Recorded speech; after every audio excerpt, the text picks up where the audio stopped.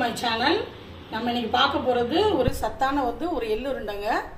நம்ம ஸ்நாக்ஸுக்கு பதில் இது சின்ன குழந்தைங்களுக்கு செஞ்சு கொடுக்கலாம். வாங்க என்னென்ன பொருட்கள் தேவைன்னு வீடியோவில் போய் பார்க்கலாம்.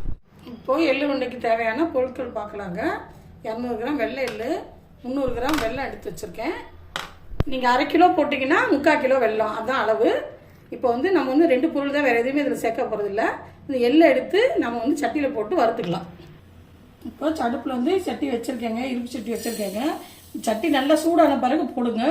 ஃபுல் ஃப்ளேமில் தான் நம்ம இதை வறுக்கணும். அப்போ தான் நம்ம படம் நல்லா வெடித்து புரியும்.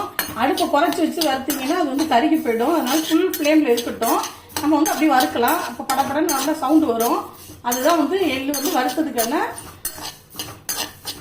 இப்போ பாருங்கள், படப்படன்னு சவுண்டு கேட்குது.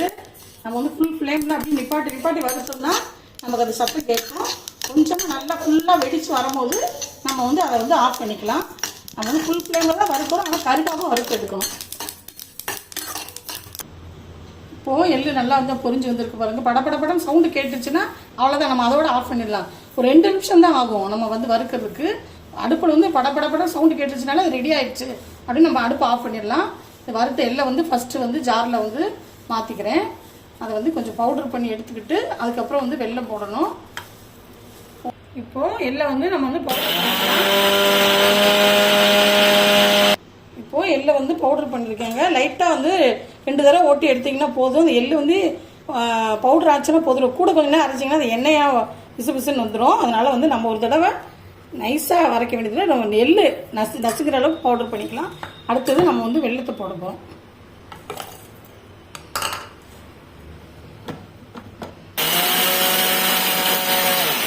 இப்போது வெல்லம் பவுடர் பண்ணியாச்சு.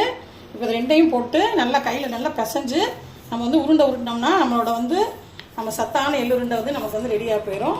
2ஐயும் போட்டு நல்லா பெசரிக்கலாம். பெசரிட்டு உருண்டை பிடிக்கணும். இப்போது இந்த நல்லா உருண்டையாக சின்ன உருண்டையாக போட்டு எடுத்து வச்சுக்கலாம். நம்ம ஒரு பாக்ஸில் எடுத்து வச்சிட்டோம்னா நம்ம பிள்ளைங்களுக்கு ஸ்நாக்ஸுக்கு பதில் இது கொடுக்கலாம். ரொம்ப நல்லது. எள்ளு லேடிஸ்க்கு ரொம்ப நல்லது சாப்பிட்றது.